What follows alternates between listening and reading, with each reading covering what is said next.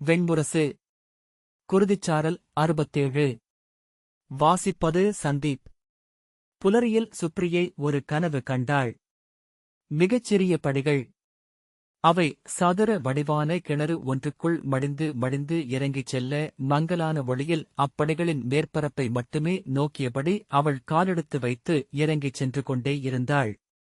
மேலும் மேலுமென படிகள் இருளிலிருந்து எழுந்து வந்து கொண்டிருந்தன, ஏடு புரளும் முடிவற்ற நூல் என.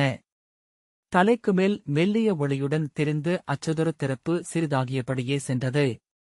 இருமுறை கால் தடுமாறி சுவரைப் பற்றிக் கொண்டு உடல் நடுங்கி நின்றபோதுதான் காலடிக்குக் கீழ் எத்தனை ஆழம் என்று தெரிந்தது. அங்கிருந்து குளிர்ந்த காற்றில் மட்கும் தோலும் மயிரும் எழுப்பும் கெடுமணம் வந்து கொண்டிருந்தது. திரும்பி மேலே சென்று விடலாமா என்று தயங்கி, ஆனால் தவிர்க்க இயலாத ஓர் அழைப்பிற்கு உளங்கொடுத்தவள் போல அவள் சென்று கொண்டிருந்தாள். பலமுறை நின்று மூச்சு கொண்டு மேலும் சென்று அண்ணாந்து பார்த்தபோது அச்சதுரம் மிகச்சிறிய ஒரு வட்டம் போல கரிய வானில் அசைவற்று நின்றிருந்தது. இருளுக்குப் பழகிய விழிகளுக்கு பிறிதொரு இருள் வடிவன படிகள் புலப்பட்டன. ஆழத்தில் மூச்சொலியும் முனகலோசையும் கேட்டன. அவள் நன்கறிந்திருந்த ஒரு குரல் அரசி என்றது. மேலும் பல படிகள் இறங்கி கீழே நோக்கியபோது முடிவிலாது சென்று கொண்டிருந்த படிகளை பார்த்தாள். இதை யார் கட்டினார்கள்? எதன் பொருட்டு? இது கனவிலன்றி பிறிதெங்கும் இருக்க இயலாது. இது கனவுதான். ஆனால் இங்கு பலமுறை வந்திருக்கிறேன். இப்படிகளை கால்கள் நன்கு அறிந்திருக்கின்றன. இது எந்த இடம்? கலிங்கமா? அங்கமா? இல்லை, நான் அறிந்த எந்நிலமும் அல்ல. மீண்டும் கீழிறங்கத் தொடங்குகையில் நெடுந்தொலைவு வந்துவிட்டோம். இத்தனை படிகளையும் திரும்பி மேலேறிச் செல்வது இயல்வதே அல்ல. எப்போதைக்குமென இதற்குள் சிக்கிக் கொண்டு விட்டோம் என்று ஆழம் பதறிக் கொண்டிருந்தது. கீழே மீண்டுமொரு முறை அக்குரல் அரசி என்றது. மறுமுறை மிகத் தெளிவாக குரல் கேட்கவும் அவள் விழித்துக் கொண்டு யார் என்றாள். எழுந்து அமர்ந்து அறையை நோக்கினாள். அகல்சுடர் கரிகொண்டு எரிய சுவர்கள் செந்நிறமாக அசைந்தன. சபரி அவளருகே வணங்கி நின்றிருந்தாள். அரசி, புலரியிலேயே தாங்கள் சித்தமாக இருக்க வேண்டும் என்று சொல்லப்பட்டது என்றாள். ஆம் என்றபின் எழுந்து அமர்ந்து குழல் சுருட்டிக் கட்டி ஒரு கனவு என்றாள். சபரி புன்னகைத்து நற்கனவு என்று எண்ணுகின்றேன் என்றாள். நெடுநாட்கள் நீங்கள் எண்ணிய அனைத்தும் நேற்று ஈடேறின. இரவில் நான் எண்ணிப் பார்க்கையில் இவை நிகழுமென்றே கருதியிருக்கவில்லை என்று உணர்ந்தேன். கோட்டை மீது தங்கள் பொருட்டு கலிங்கக் கொடி ஏறியது. முகப்பு வாயிலில் 7 அரசியர் தங்களை வரவேற்று அழைத்துச் சென்றனர். அஸ்தனபுரியின் கொடிகள் அரசப் பெருஞ்சாலையின் இருபுறமும் கூடி நின்று தங்களை வாழ்த்தி அரிமலர் தூவினர். மங்கள இசையும் குரவை ஒலியும் பெருகிச் சூழ அரண்மனை முற்றத்தை வந்தடைந்தீர்கள். சுப்ரியே அவளுக்கு விழி கொடுக்காமல் தன் மேலாடையை எடுத்துக்கொண்டாள். சபரி மேலும் ஊக்கம் கொண்டு அரண்மனை முற்றத்தில் அஸ்தனபுரியை ஆளும் மாமன்னர் துரியோதனரின் பட்டத்தரசி பானுமதியே தங்களை வரவேற்க நின்றிருந்தார். உடன் இளைய அரசி சுதர்சனையும் வந்திருந்தார். இளைய அரசி பட்டத்தரசியுடன் இணைந்து நிற்பது அரிதினும் அரிது என்று இங்கே சொல்லிக் கொள்கிறார்கள். நேற்றெல்லாம் சேடியர் அதைத்தான் பேசிக் கொண்டிருந்தார்கள் என்றாள். சுப்ரியை அதை செவி கொள்ளாதவள் போல நீராட வேண்டுமல்லவா என்றாள். சபரி ஏமாற்றத்துடன் ஆம் என்றாள். நேற்று மிகவும் களைத்துவிட்டேன் என்று சுப்ரியை சொன்னாள். ஆம் அரசி, நானும் களைத்திருந்தேன். கோட்டை முகப்பிலிருந்து அரண்மனைக்கு வந்து சேர்வதற்கு 3 நாழிகை ஆகிவிட்டது. அனைத்து தெருச்சந்திகளிலும் தேர் நின்று குடிகளின் வாழ்த்துக்களை பெற்றுக்கொள்ள வேண்டியிருந்தது என்று சபரி சொன்னாள். திரும்பிப் பார்க்காமல் சுப்ரியை நடக்க அவளைத் தொடர்ந்தபடி சென்று சபரி, இன்று புலரியில் சம்பாபுரியிலிருந்து பறவை செய்தி ஒன்று வந்தது. இவ்வேளையில் அது பொருத்தமானதா என்று தெரியவில்லை என்றாள். அதையும் சுப்ரியே செவி கொள்ளவில்லை என்று தோன்றவே சிற்றடி எடுத்து வைத்து அவளுக்கு இணையாக நடந்தபடி தங்கள் முதுசேடி சரபை நேற்று அந்தியில் உயிர் துறந்தாள் என்றாள். சுப்ரியை திரும்பிப் பார்த்து நோயுற்றிருந்தாள் அல்லவா என்றாள். அச்செய்தியும் அவளைச் சென்று தைக்கவில்லை என்று சபரிக்கு தோன்றியது. ஆம் அரசி, கலிங்கத்திலிருந்து தங்கள் பொருட்டு வந்து உடன் பணியாற்றியவள். அரசரின் சினத்திற்கு ஆளானதால் விலக்கப்பட்டாள். ஆயினும் தங்கள் ஆதரவில் சம்பாபுரியில் தனிலத்திற்குச் சென்ற பின்னர் அனைவராலும் மறக்கப்பட்டாள் என்றாள்.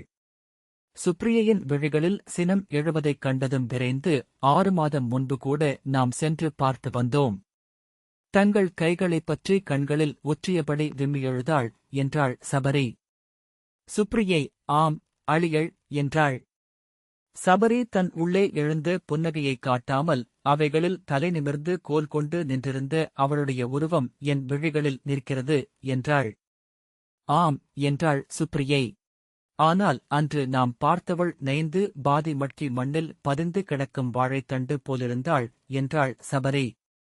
அந்த ஒவ்வொரு சொற்றொடரிலும் தான் கொடுத்த அழுத்தத்தை சுப்ரியை உணர்கிறாளா என்று ஓரவிழியால் பார்த்தாள். சுப்ரியை பெருமூச்சு விட்டு நன்று, அவள் ஆத்மா நிறைவுறுக. சம்பாபுரிக்கு என் செய்தியை அனுப்புக.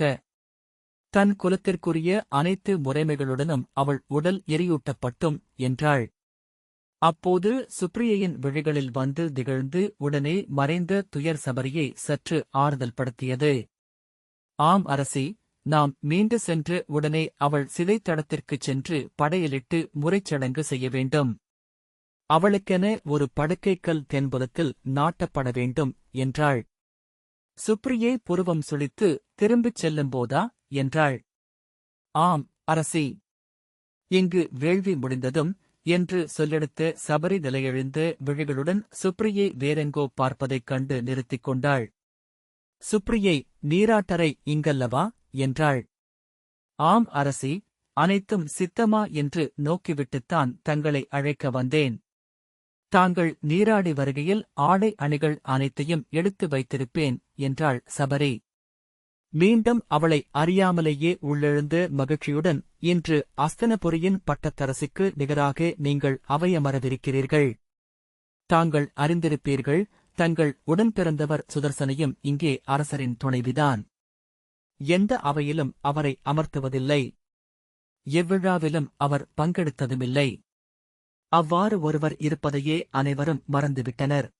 இன்று உங்களுக்காக அவர்கள் அளிக்கும் அவைமுறைமை பல்லாண்டுகளாக அவருக்கு மறுக்கப்பட்டது என்றாள். சுப்ரியை ஒன்றும் சொல்லவில்லை. சபரி மீண்டும் யாரிவர் என்று இங்குள்ள மூத்த குடிகளும் பெருவணிகரும் நோக்கட்டும், கலிங்கத்து அரசி என்ற சொல் இன்னும் சில நாள் இந்நகரத்தின் நாவுகளில் நிகழட்டும் என்றாள். சுப்ரியே நீராட்டறையின் வாயிலை அடைந்து நின்று, விரைந்து நீராடவே எனக்கு விருப்பம் என்றாள்.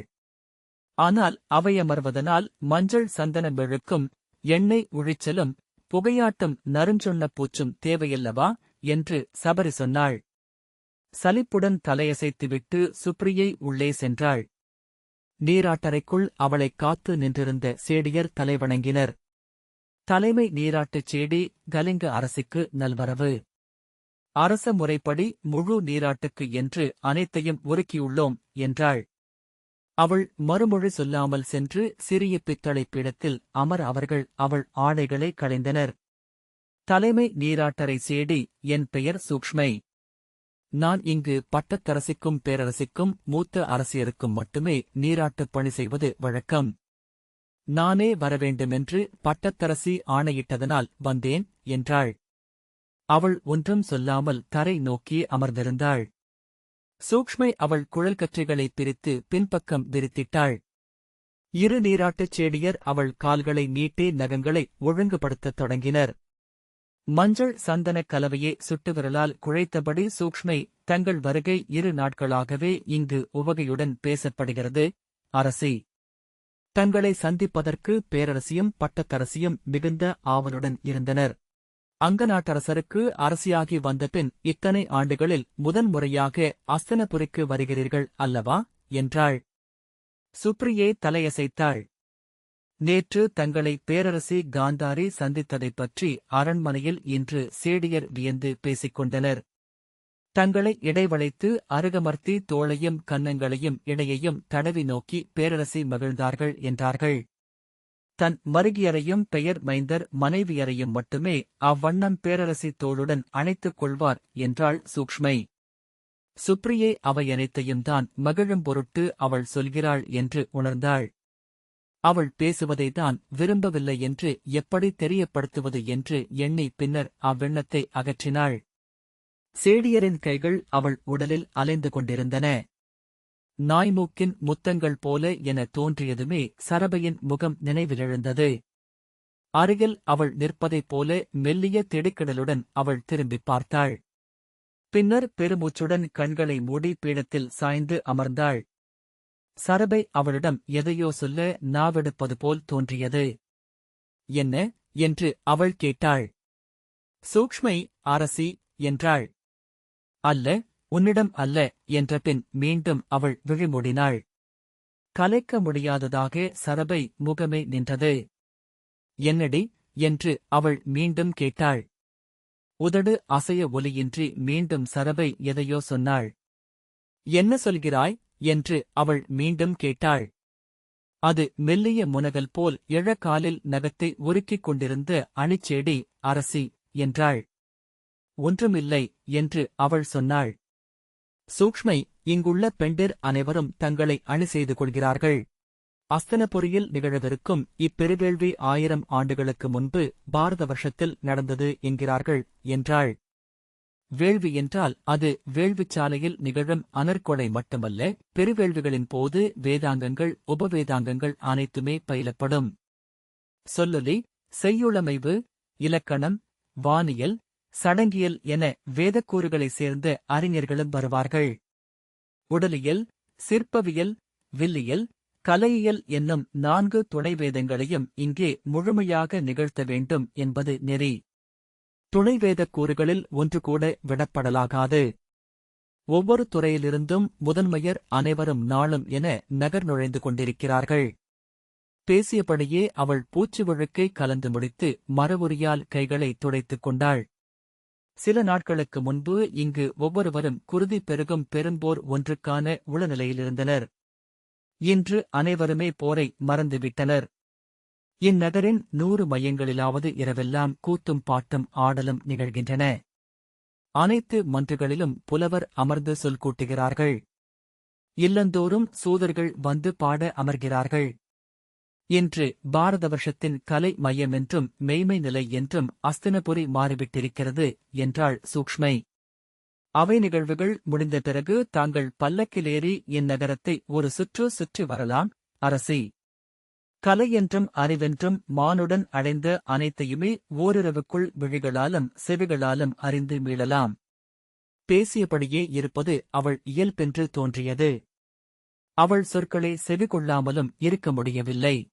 உள்ளம் எதையும் குவிக்காமல் கலைந்து பறந்து கொண்டிருந்தமையால் அவள் பேச்சே அதன் எல்லைகளை அமைத்தது. சூக்ஷ்மை சந்தன விழுக்கை தன் உடலில் வைத்தபோது மெல்லிய விதிர்ப்புடன் அவள் விழிதூக்கி அவளை பார்த்தாள். அப்போதுதான் அவள் இருபாலனத்தவள் என்று அவளுக்கு தெரிந்தது. அதை அவள் உணர்ந்ததை உணர்ந்த சூக்ஷ்மை புன்னகைத்தாள். எந்த ஊரைச் சேர்ந்தவள் நீ என்று சுப்ரியை கேட்டாள். நான் கிருஷ்ணையின் கரையில் உள்ள விஜயபுரியை சார்ந்தவள். அடுமனைக் கலை பயில்வதற்காக காசிக்குச் சென்றேன். அணியரைக் கலை பயின்று அங்கிருந்து அஸ்தனபுரிக்கு வந்தேன்.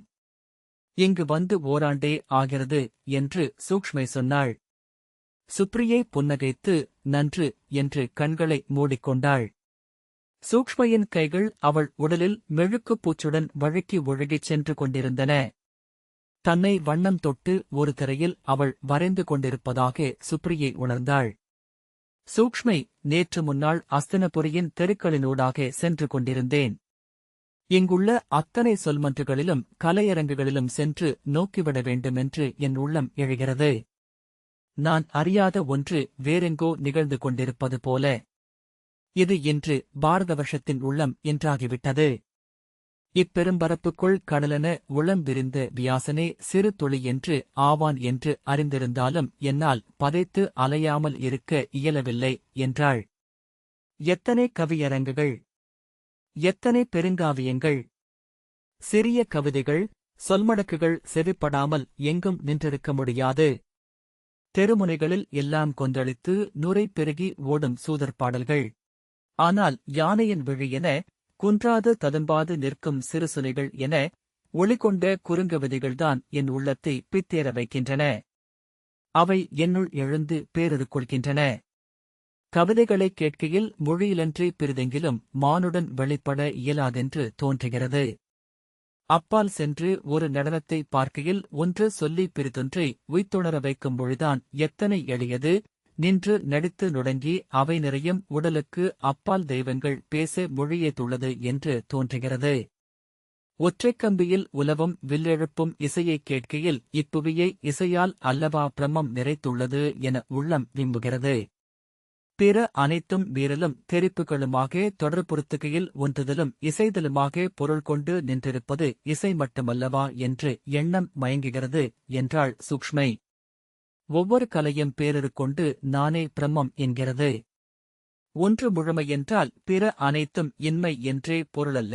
ஒவ்வொன்றிலும் முழுமையென ஒன்று நிறையுமென்றால் அது என்ன என சூக்ஷ்மை தொடர்ந்தாள். அரசி, நகருக்குள் விழிப்புற்ற உள்ளத்துடன் உலவுபவர் எவராயினும் பித்தெழாமல் மீள இயலாது. பித்து நிலையே பெருநிலை. நிகர்நிலை என்பது என்ன?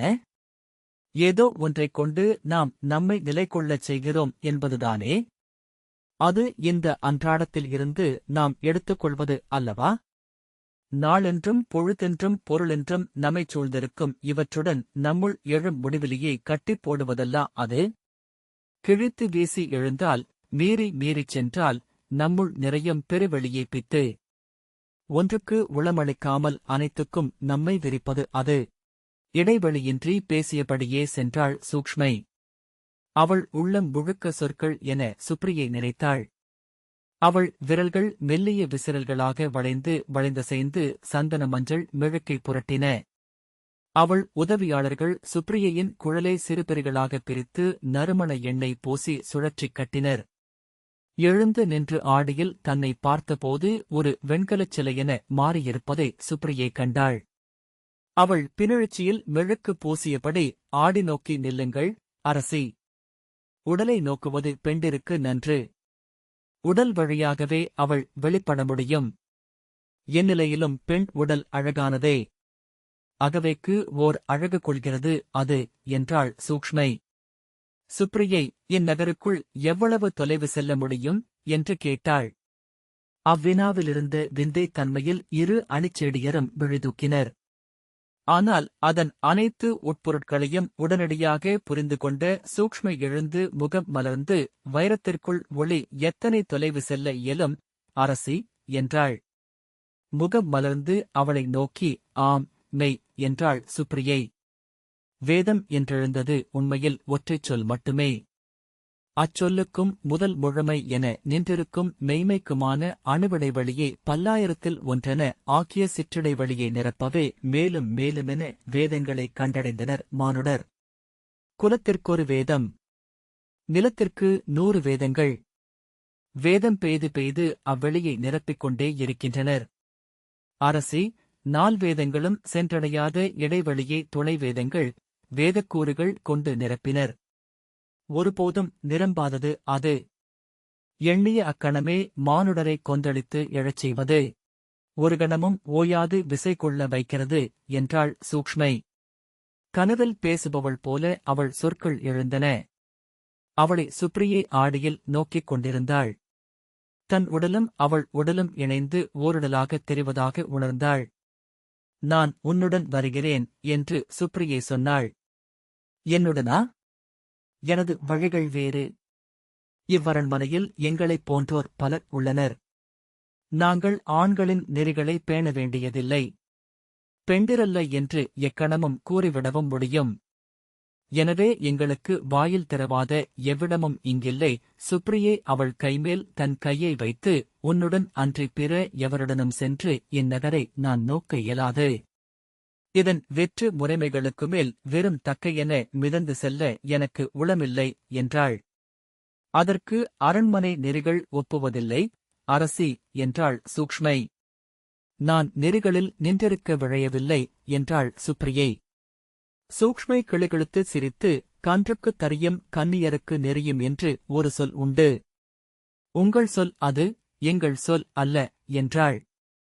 பின்னர் இந்நகரை நீங்கள் பார்த்தாக வேண்டுமென்று ஏன் தோன்றுகிறது என்று நான் வியந்து கொண்டேன். நேற்று நீங்கள் இவ்வரண்மனையின் வாயிலில் இந்நகரின் பட்டத்தரசியால் வரவேற்கப்பட்டீர்கள். இதன் பேரரசியின் அகத்தளத்திற்கு அணிச்சேடியர் தாளமேந்தி முன் செல்ல மங்கலச் சீர்வரிசை தொடர அழைத்துச் செல்லப்பட்டீர்கள். இளமகளென அவர் மடியில் அமர்ந்தீர்கள். நான் சேடியர் குழாமிலிருந்து நோக்கிக் கொண்டிருந்தேன். ஒரு கணமும் நீங்கள் அச்சடங்குகளுக்கு உளம் கொடுக்கவில்லை. உங்கள் நோக்கு உள்நோக்கி மடிந்திருந்தது. அப்போது தோன்றியது, நீங்கள் பார்க்க விரும்பியது இந்நகரின் மக்களையோ மாளிகையையோ அன்றாடமென அவர்கள் புழங்கும் 1000 சடங்குகளையோ அல்ல என்றாள். இந்நகரில் இப்போது குடியேறியிருக்கும் பெரும் கனவை மட்டுமே நீங்கள் அறிய வேண்டும். அரசி, அனல் கொண்டு பழுத்த இரும்பு காரிரும்பிலிருந்து ஒளியால், நெகிழ்வால், வெம்மையால் வேறுபடுகிறது. அது உருமாற விழைகிறது. ஏனெனில் கலத்தில் நீர் என அதில் அனல் நிறைந்துள்ளது. இந்நகரில் குடியேறிய அனலை வந்து நோக்குக. அஸ்தினபுரி நோக்கி விண்ணிலிருக்கும் அனைத்து தெய்வங்களும் இறங்கி வருகின்றன என்கிறார்கள் சூதர்கள்.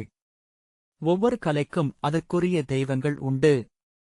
ஒவ்வொரு சொல்லுக்கும் தனியாக தேவர்கள் உண்டு. ஒருவர் மிச்சமின்றி இங்கு கூடிவிடுவார்கள். அவள் விழிகளை சந்தித்து, தெய்வங்களெனும்போது மண்ணுக்கு அடியில் இருண்ட பேராழங்களிலிருந்து எழும் தெய்வங்களையும் தான் சொல்கிறேன். தெய்வங்களில் இருளென, ஒளியென வேறுபாடு இல்லை. முடிவின்மையே அவற்றின் இயல்பு. அங்கு இரண்டின்மையே உள்ளது என்றாள்.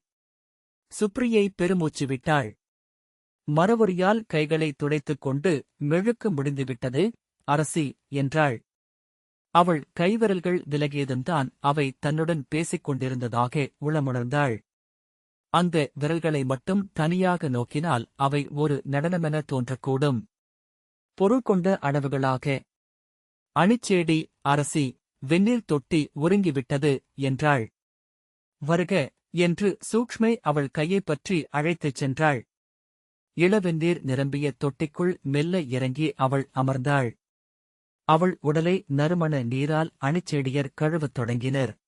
அவள் குழலுக்குள் கைவிரல்களை செலுத்தி வருடி நீட்டியபடி சூக்ஷ்மை சொன்னாள், அறிவதனைத்தும் தன்னையறிதலே என்று ஒரு சொல்லுண்டு. அறிந்திருப்பீர்கள், ஆம் என்று சுப்ரியை தலையசைத்தாள்.